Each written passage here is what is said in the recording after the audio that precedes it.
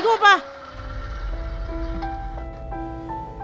ꯏꯕꯦꯝꯃ ꯋꯥ ꯑꯝꯇ ꯍꯥꯏꯖꯍꯧꯒꯦ ꯋꯥ ꯑꯃꯈꯛꯇ ꯍꯥꯏꯖꯒꯦ ꯏꯅꯦ ꯀꯩꯗꯧꯔꯦ ꯀꯔꯤ ꯄ꯭ꯔꯣꯕ꯭ꯂꯦꯝ ꯂꯩꯔꯦ 이베마 ꯑꯩ ꯆꯦꯛꯀꯣꯟꯗ ꯊꯕꯛ ꯁꯨꯕ ꯌꯥꯎꯖꯕꯅꯤ 이자 이슈 ꯊꯥꯛꯇꯨꯅ ꯅꯣꯡꯃꯩ ꯆꯔꯥ ꯇꯥꯟꯖꯕ ꯑꯗꯨꯕꯨꯅꯦ ꯃꯦꯅꯦꯖꯔꯗꯨꯅꯅꯦ ꯌꯥꯝꯅ ꯎꯁꯤꯠ ꯊꯑꯣꯏꯗꯕꯩ ꯃꯑꯣꯡꯗꯅꯦ ꯅꯅꯦꯗ ꯇꯧꯕꯤ 이bungo ꯑꯩ ꯁꯦꯟꯗꯨꯕꯨ ꯂꯧꯕ ꯌꯥꯗ꯭ꯔꯣ 야니 야니 그리 야드니 그니 이때미 비사보 이때미기 닝부 소인도 퉁을라게 이때미는 소이기 아빠마도 그래 퉁은비 따래 세세 신이 야라드로 에 이bungo ꯑꯩ ꯑꯝꯇ ꯆꯠꯂꯨꯈꯤꯒꯦ ꯎꯛꯇ ꯉꯥꯏꯈꯣ ꯅꯪꯅ ꯑꯗꯨꯃꯥꯏꯅ ꯇꯧꯕ ꯌꯥꯕ ꯃꯤꯔꯣ ꯑꯩꯖꯤꯕꯣ ꯀꯩꯅꯣ ꯅꯪ ꯈꯜꯂꯤꯖꯤꯕꯣ ꯑꯗꯨꯒꯨꯝꯕ ꯇꯧꯕ ꯌꯥꯕ ꯃꯤ ꯅꯠꯇꯦ ꯑꯩ ꯌꯥꯔꯒꯗꯤ 이베ꯃꯅꯅꯦ ꯃꯇꯦꯡ ꯈꯤꯇꯪ ꯄꯥꯡꯕꯤꯌꯨ ꯏꯅꯦ ꯀꯩꯝ ꯈꯜꯂꯨꯔꯅꯨ ꯑꯩꯅ ꯁꯣꯏꯗꯅ ꯃꯇꯦꯡ ꯄꯥꯡꯒꯅꯤ ꯆꯠꯁꯤ ꯒꯥꯔꯤꯗ ꯀꯥꯈꯠꯄꯤꯔꯣ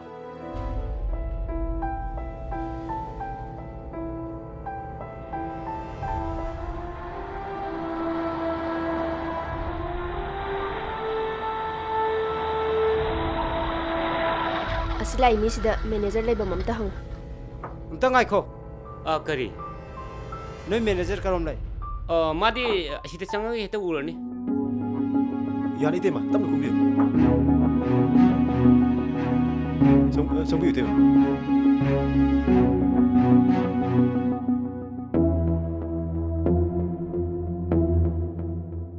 가리 애님부터네 아차 시좀 내 떨어져 매니저도 어스데이시라 많이 그럼 도와가 좀 빠지니. 신나지 야르니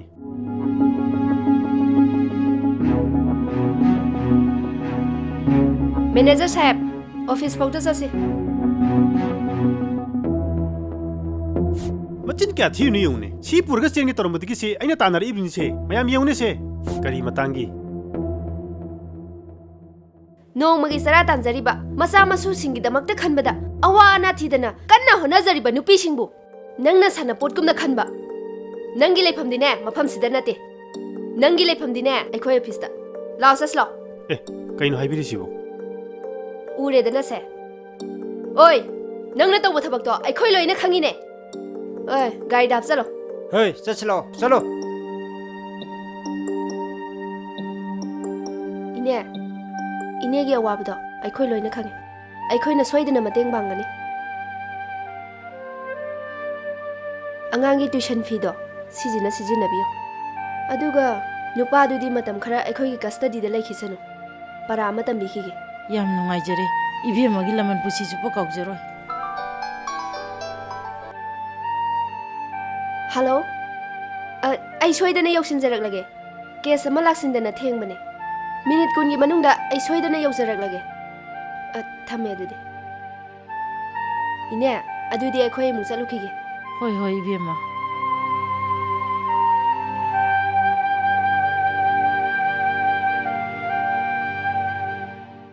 लाकनीदा याम सोइगंदबा मिनीदा गाड़ी एमदी ला ला माल होइनी हे लाए you're you're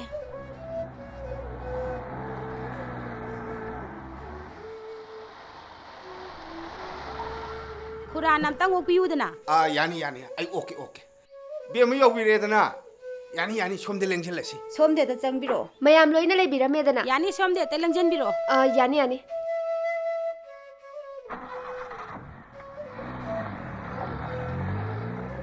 ngasi pangthokliba nupi machabu kansi nupi machabu laire agency hairiba awareness program asi hogyawjik imphal east ki dsp oiriba aigi imong nupi miss lanchen bina yam kanna hotnaduna sinjabani thauram masigi ahan boina aigi imong nupi lanchen bina wahi khara thambiranaba koksanjari ngasi singlam laba asigum laba thauram asida lengbirakliba ima ibel iche isel amadi ahalaman ibung ipa khwai pumna makpu ahan ba maktada lanchen bina ikai khumna ba uchari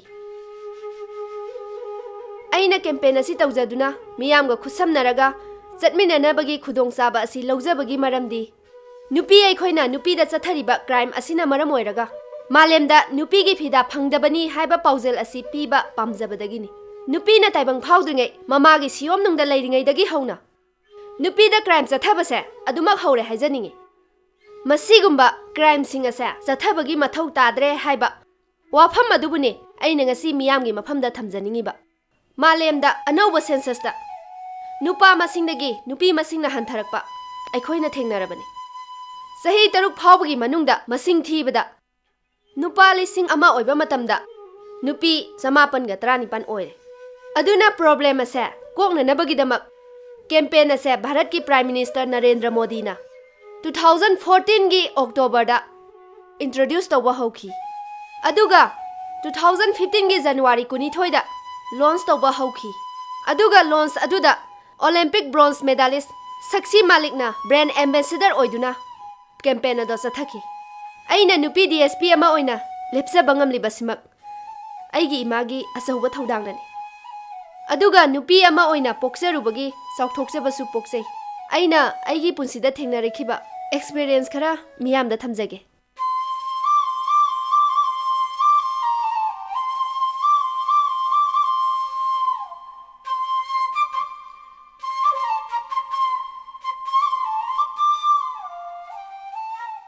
Ibunga Ima, la ima ga wari sasilo ima wa haige kari haige ima. yengoi handaki matang sidine nang nayumna kai pal hodaba yara roi nupi du su ne luhonga roi mayum pal roi na lei bazat ni adaida leikai du da ne ima ga yam lu na tinabi imana bi ma leiye mangonda ina kanna tak sanbadagi ne masu yare aduna na handaki ne handaki matang se nang hong daba yara roi ko Nati, kari gino imana luhong da sum haidana lerisibo. hai apang nang na luhongdradi isu di kadai dagi udori no ha ai di imita isu uninge isu pamninge imagi di ne nang na thantani nang na hairi sibu sagai si muthatlage hairi ro As ima, adu ide aduk lai bodubo anga ama ko yoga lerisibo. yengone masi angang si yengone he kaya da pangi no yengo migi masado yo ani saura ni aduga yum kai asuk yambai ingkol sangban mayam se loina sina tho se hairi ro khangde imagi di hairi sini ko aina ne yak thukna honga si yaidhara gumse na hairamabani ko aikhoi gi luhongbagi marup to imana ne handakti khara thuna ingonda piro na adusu hairamabani Ima, adu gidi aigi marup to so dum lokthokpa yaida. Sen gidi araibani. Adu da karino ne nangna sil gi da araibani adu karino hairi dubo ha tanja sida ne nanga mu khanglu silakpa yadre karino ba nangna luri dubo Ima, hanu thangsida luhong bodo ikaidana tawbuni ima.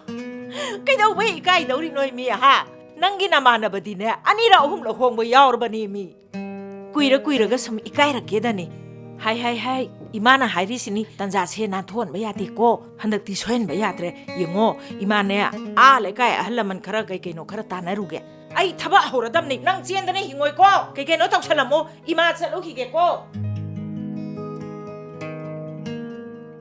As, aina mangda lekon na salame dudi. Masigi pausi tana na boy. Phairen gi marini panba numini aigi ibokna haina singna duna imaga pabunga do luhongki.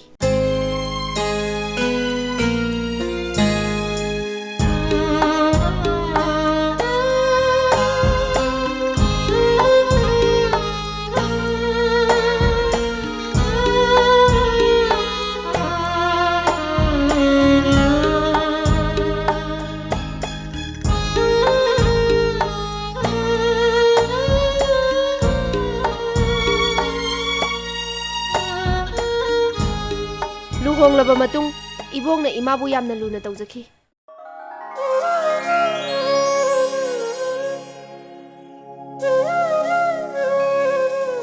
Ise, aidi ikawbu kawin he. Ngasi se yamna luwa thaba ma lairami. Hawjikta silao dana phone tawrami. Hospital chatpado imago ina salamo. As, kayang kuinege. Che sang pitok bisin tawbado. Moi tamo yauradi phai haibagi wani kaino. Hera, adugibo asukuina thamari manga chala sidi. Aina ne hena chaningi bani. Aduda akoina thabok surubagi sendo. Hawjik yen gadabani. Aduda ai yaudravadi makoina khuju muju muk tawkhidoriba. Aduna ai chattaba yadadana tawbani. ibungo hai kaino noibo huji phau chatri bro thengin he loisalo sanana ba tawro ne noibo sa ising du budi imana dum hona horagi natraga na sel thunggi awat palai bro imada su khara lai piro bro Ima, adugi nateda ngasi se ꯑꯩꯈꯣꯏꯒꯤ ꯁꯦꯟ ꯌꯦꯟꯅꯒꯗꯕ ꯅꯨꯃꯤꯠꯇꯣ ꯉꯁꯤ ꯇꯥꯔꯝꯃꯤ ꯏꯃꯥ ꯑꯣ ꯑꯗꯨꯅ ꯌꯥꯔꯒꯗꯤ hospital ꯆꯠꯄꯗꯣ ꯏꯃꯥꯒ ꯈꯔ ꯆꯠꯃꯤꯟꯅꯧꯗꯅ ꯍꯥꯏꯔꯝꯃꯤꯅꯦ ꯏꯃꯥ ꯌꯥꯏꯌꯦ ꯀꯩꯅꯣ ꯑꯩꯅ ꯍꯦꯟꯅ ꯆꯠꯅꯤꯡꯉꯤꯕꯅꯤ ꯏꯃꯧꯁꯦ ꯄꯨꯔꯒꯅꯦ ꯃꯤꯃꯥꯡꯗ ꯂꯦꯟꯅ ꯂꯦꯟꯅ ꯆꯠꯄꯗꯣ ꯏꯃꯥꯅ ꯍꯦꯟꯅ ꯄꯥꯝꯃꯤꯃꯤꯅꯦ ꯐꯔꯦ ꯐꯔꯦ ꯆꯥꯛꯇꯣ ꯏꯃꯥ ꯂꯣꯏꯁꯜꯂꯝꯃꯒꯦ ꯍꯣꯔꯦꯟ ꯍꯜꯂꯛꯄꯗ ꯊꯦꯡꯕꯁꯨ ꯌꯥꯏꯀꯣ ꯏꯃꯥ ꯂꯣꯏꯁꯜꯂꯨꯔꯒꯦ 이마 짝디 아이나 로이신두나 타마바니 ꯑꯣ ꯑꯗꯨꯗꯤ ꯏꯕꯨꯡꯉꯣ ꯆꯥꯛꯁꯨ ꯂꯣꯏꯔꯦꯌꯦ ꯅꯪ ꯆꯥꯛ ꯆꯥꯈꯣꯝ ꯑꯃ ꯆꯥꯊꯣꯛꯑꯒ ꯆꯠꯂꯣ ꯑꯩꯈꯣꯏꯗꯤ ꯍꯜꯂꯛꯑꯒ ꯆꯥꯔꯁꯨ ꯌꯥꯏ 이마 아이슈 싹 싸닝들이 호래 할라가 싸르게 아도 이마 세 호래네 호스탄 젖버도 그리노 신나나봐 시파요로 세이마 아이 묵살루키게 ꯑꯗꯨꯗꯤ 이베마 ꯅꯪꯁꯨ ꯂꯣꯏꯁꯜꯂꯣ 이마ꯁꯨ ꯂꯣꯏꯁꯜꯂꯨꯔꯒꯦ ꯆꯠꯊꯣꯛꯎꯔꯁꯤ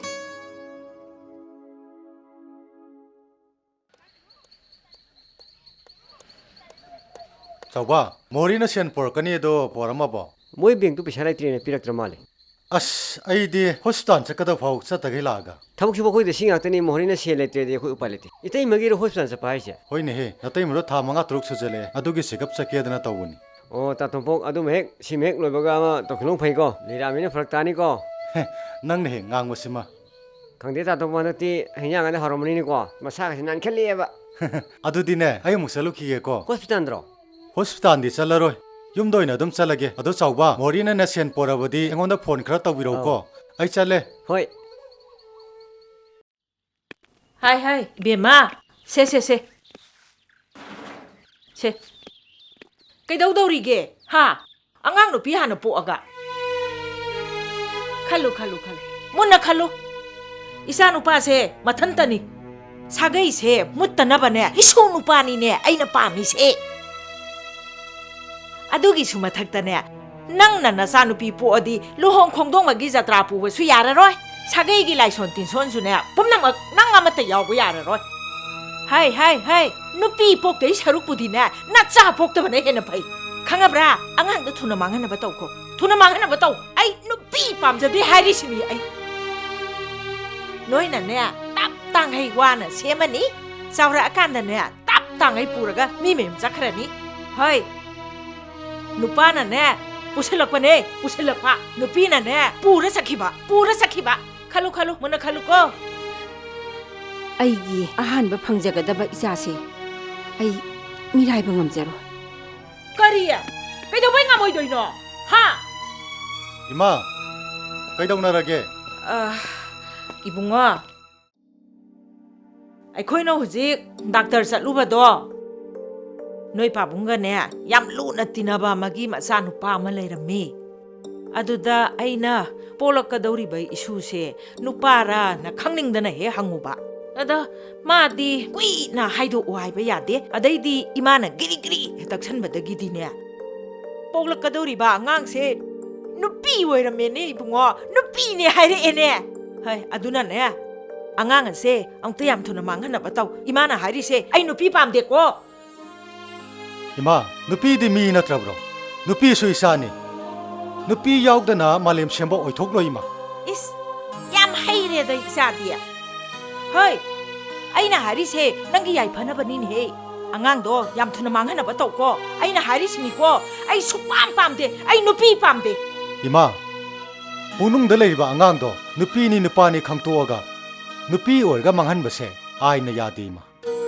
ꯁꯨꯄ꯭ꯔꯤꯝ ꯀꯣꯔꯠꯅꯁꯨꯅꯦ ꯑꯀꯟꯕ ꯆꯩꯔꯥꯛ ꯄꯤꯔꯤꯕꯅꯤ ꯑꯗꯨꯒꯤꯁꯨ ꯃꯊꯛꯇ ꯅꯨꯄꯤ ꯄꯣꯛꯄ ꯃꯃꯥ ꯃꯄꯥꯗ ꯚꯥꯔꯠ ꯁꯔꯀꯥꯔꯅ ꯃꯇꯦꯡ ꯄꯥꯡꯗꯨꯅ ꯅꯨꯄꯤꯕꯨ ꯌꯣꯛꯈꯠꯅꯕ ꯍꯣꯠꯅꯔꯤꯕꯅꯤ ꯏꯃꯥ ꯃꯗꯨ ꯈꯪꯅꯅꯕꯒꯤꯗꯃꯛ ꯔꯦꯗꯤꯑꯣ ꯇꯤꯚꯤꯗ ꯂꯥꯎꯔꯤꯕꯁꯤꯡꯁꯦ ꯏꯃꯥꯗꯤ ꯀꯩꯝꯇ ꯇꯥꯗꯕ꯭ꯔꯥ ꯏꯃꯥ ꯂꯥꯎꯒꯦꯔꯥ ꯂꯥꯎꯔꯣꯏꯔꯥ ꯑꯩ ꯀꯔꯤꯃꯠꯇ ꯈꯪꯗꯦ ꯑꯩꯅꯦ ꯑꯩ ꯁꯨꯛꯄꯥꯝ ꯄꯥꯝꯗꯦꯀꯣ ꯑꯩ ꯅꯨꯄꯤ ꯄꯥꯝꯖꯗꯦ ꯍꯥꯏꯔꯤꯁꯤꯅꯤ ꯑꯩ ꯑꯁ ꯑꯩꯈꯣꯏ ꯃꯥꯁꯤꯗꯤꯕ ꯃꯁꯤꯃꯁꯨ ꯑꯃꯨꯛ ꯉꯥꯡꯅꯕ ꯌꯥꯔꯣꯏꯗꯧꯔꯤꯅꯦ ꯇꯧꯔꯤꯁꯦ ꯃꯥꯅꯕꯨ ꯍꯦꯟꯖꯜꯂꯛꯏꯅꯦ ꯇꯧꯔꯤꯁꯦ 이마나 하이세 낭수 따라마니 ꯍꯧꯖꯤꯛꯄꯨ ꯀꯃꯥꯏ ꯇꯧꯁꯦ ꯍꯥꯏꯅꯣ 이마ꯁꯨ 누피니 이마는 누피부 아수간 한타나 칼리세 까리기노 ꯈꯪꯗꯦ 이마나네 누피시 숭ꯄꯥꯝ ꯄꯥꯝꯗꯦ ꯑꯉꯥꯡꯁꯦ ꯃꯥꯡꯍꯟꯈꯤꯕ ꯁꯤ ꯈꯛꯇꯅꯤ ꯃꯥꯅ ꯄꯥꯝꯃꯤꯕꯁꯦ ꯑꯩꯗꯤꯅꯦ ꯑꯩꯗꯤ ꯃꯥꯡꯍꯟꯕꯁꯨ ꯄꯥꯝꯗꯦ ꯁꯨꯡꯉꯝ ꯉꯝꯃꯣꯏ ꯃꯥꯡꯍꯟꯗ꯭ꯔꯕꯗꯤ ꯅꯄꯥꯝꯗ ꯆꯠꯂꯨ ꯍꯥꯏꯔꯕꯁꯨꯅꯦ ꯑꯩ ꯏꯄꯥꯝꯗ ꯆꯠꯆꯈꯤꯒꯦ ꯏꯆꯥꯕꯨ ꯃꯇꯤꯛ ꯆꯥꯕ ꯃꯤ ꯑꯃ ꯑꯣꯏꯅꯕ ꯃꯍꯩ ꯃꯁꯤꯡ ꯅꯤꯡꯊꯤꯅ ꯇꯝꯍꯟꯒꯅꯤ ꯑꯩꯒꯤ ꯏꯐꯝꯗꯗꯤ ꯅꯨꯄꯤꯅ ꯍꯦꯟꯅ ꯄꯥꯝꯃꯤ ꯑꯁꯨꯝꯅ ꯑꯩ ꯇꯥꯏꯕꯪ ꯐꯥꯎꯅꯔꯛꯈꯤ ꯆꯍꯤ 3ꯒꯤ ꯃꯇꯨꯡꯗ ꯑꯩꯒꯤ ꯏꯄ꯭ꯋꯥ ꯅꯨꯄꯥ ꯑꯃ ꯐꯪꯖꯈꯤ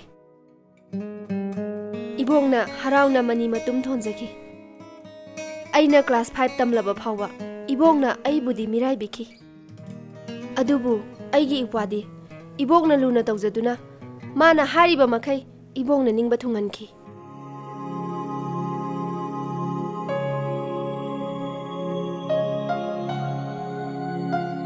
बेमा चाक तो इशू मनी मतुंगिरा माने इमा कदाई इशूगी दे आई इंजरगे से बुंगा आई इशू से सामते इनबिगे से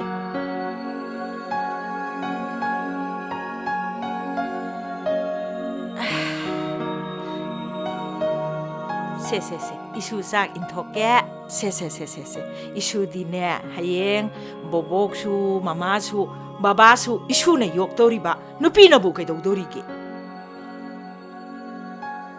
से सासलु याम थुना चावननबा यामना चावको से इमा इसिंग सोमदा लेरे अमुकसु सासलु चाव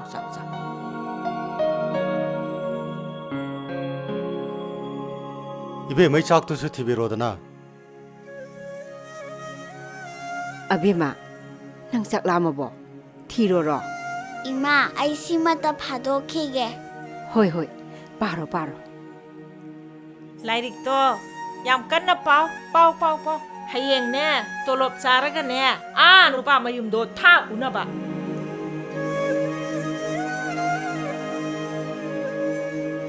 बुंगा मनी मतुम बोबोकी मनी मतुम चाथो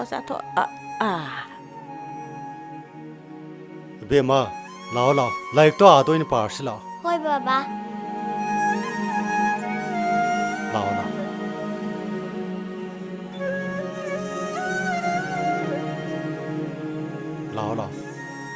फामु सहीदा पाथोक्सी सासीदी नुंगाइना पाथोको बाबा आइबु बोबोकना नुसिना तौरिजे करिगिनो आइबु मसु नत्रबो इबेमा अदम हाइगनु नंगसु बोबोकना लुना तौरिबनीने से सागी लाइक से पाथो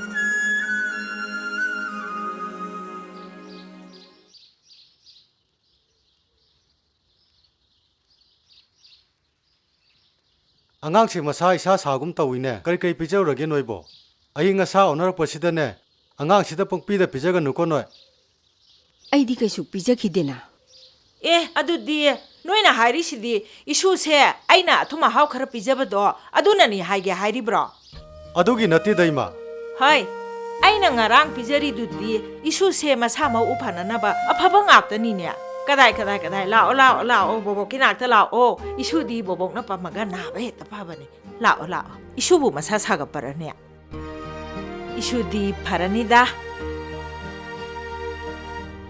इमा बाबा आइना ngasi स्कूल गी स्पोर्ट आइना ने फर्स्ट तारिबा येंगवतु इसाना फर्स्ट तारबा अदुनी इसासिदी लाइक लाइसुदा फास्ट तादुना रो नंबर 1 ओइदिसे मसिदा नतना साना खोनाबदा मना मथुम याम फंगिसे मतम चुपदा मिकोक थोंगनाबा कन्न होनागदमनिको होनो हयेंग मी मेमदा चखिबदने नुंगाइनाबा होनो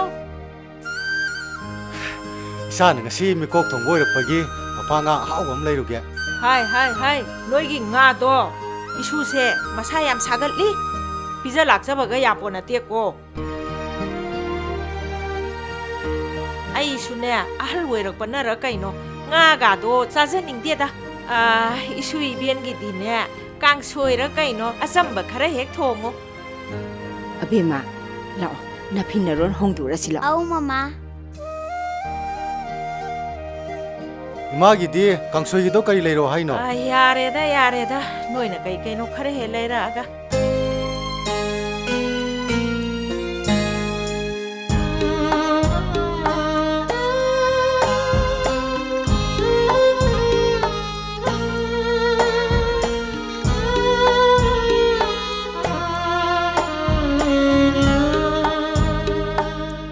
ꯒ꯭ꯌꯥꯁ ꯁ꯭ꯇꯣꯞꯀꯤ ꯕꯔꯅꯔꯒꯨꯝꯕ ꯂꯩꯕꯤꯕ꯭ꯔꯥ?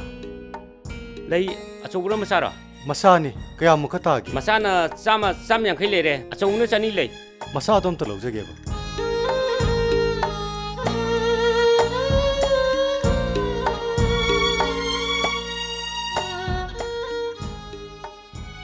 ꯑꯩꯅ ꯍꯥꯏꯕ ꯁꯦꯟꯗꯣ ꯄꯨꯈ꯭ꯔꯒꯦ. ꯃꯊꯪꯗ ꯄꯨꯟꯅ ꯄꯤꯔꯒꯦ ꯀꯩꯅꯣ? ꯑꯩꯈꯣꯏꯁꯦ ꯌꯥꯝ ꯅꯨꯡꯉꯥꯏ ꯂꯩꯕ ꯅꯤꯡꯕ꯭ꯔꯣ? ꯆꯤꯡꯃꯥꯟꯗ ꯌꯥꯝ ꯋꯥꯠ ꯂꯤꯖꯥꯅꯤꯅꯦ. ꯑꯩ ꯑꯝꯇ ꯆꯠꯆꯒꯦꯕ. ꯅꯪ ꯉꯥꯏꯈꯣ. ꯁꯦꯟꯗꯣ ꯍꯧꯖꯤꯛ ꯄꯤꯔꯛꯎꯅꯦ. ꯇꯥꯃꯣ ꯅꯣꯡ ꯅꯤꯅꯤ ꯈꯛꯇ ꯉꯥꯏꯕꯤꯌꯨ. ꯑꯩꯅ ꯉꯁꯥꯏ ꯉꯥꯡꯉꯤꯁꯦ ꯐꯥꯒꯤꯔꯣ? ꯌꯥꯝ ꯉꯛꯀꯟꯕ ꯃꯑꯣꯡꯅꯤꯅꯦ. ꯉꯛꯀꯟꯕꯒꯤ ꯅꯠꯆꯗꯦ, ꯇꯁꯦꯡꯅ ꯂꯩꯖꯗꯕꯅꯤ. ꯃꯁꯤ ꯊꯣꯛꯂꯥꯎ ꯀꯥꯞꯊꯣꯛꯇ꯭ꯔꯣ ꯃꯁꯤ? ꯏꯕꯨꯡꯉꯣ, ꯑꯩ ꯑꯝꯇ ꯆꯠꯆꯕ ꯌꯥꯒꯗ꯭ꯔꯥ? ꯏꯆꯥꯅꯨꯄꯤꯗꯣ ꯂꯝꯖꯦꯟꯗ ꯐꯥꯁ ꯇꯥꯏ ꯉꯥ ꯆꯥꯅꯤꯡꯉꯤ ꯍꯥꯏꯗꯨꯅ ꯑꯩ ꯉꯥꯁꯤ ꯂꯩꯕ ꯂꯥꯛꯆꯕꯅꯤ. ꯉꯥꯁꯤ ꯌꯨꯝꯗ ꯉꯥꯏꯗꯨꯅ ꯂꯩꯔꯝꯃꯅꯤ. ꯑꯩ ꯑꯝꯇ ꯆꯠꯆꯒꯦꯕ.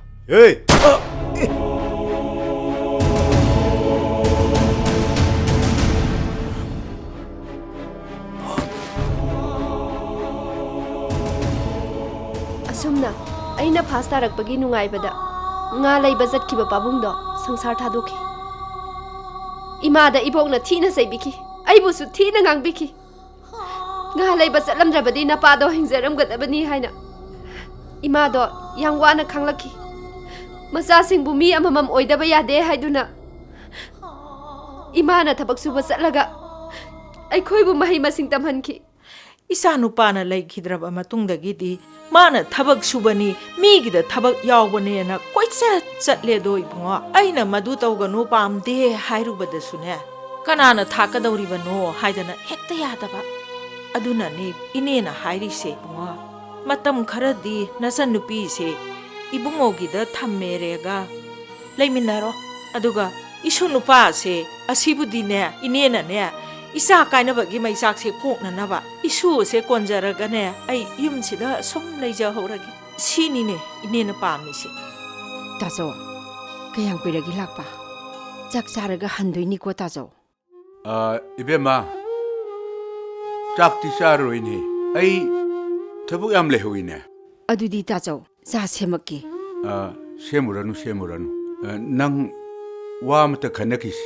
ꯀꯩ ꯋꯥꯅꯣ ꯇꯥꯖꯧ? ꯏꯕꯦꯝꯃ, ꯅꯪꯅ ꯊꯕꯛ ꯋꯥꯅ ꯁꯨꯕ ꯀꯣꯏꯆꯠ ꯆꯠꯄꯗꯣ ꯏꯃꯥ ꯌꯦꯡꯕ ꯉꯝꯗꯦꯅꯦ. 이마나 깐다나 수드나 놈다나 너희부 나북 탈한바수 ꯉꯝ데도 아두나네 이마나네 나봉세 까리 레게 따나게나 까우버니네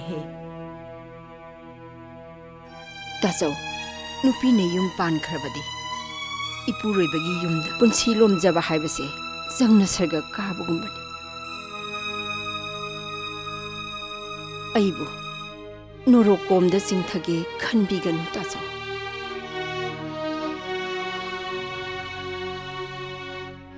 따서 아이 까나다수 예짜로 아두가 따서 코이 이마 코이 민자 티나바수 아이 게임다 떠게 간디 따서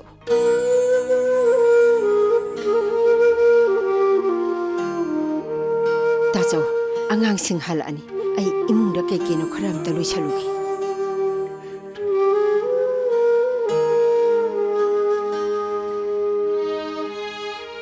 이네 아두디 아이 농망을 락셔라게 아이 무 여기로 키고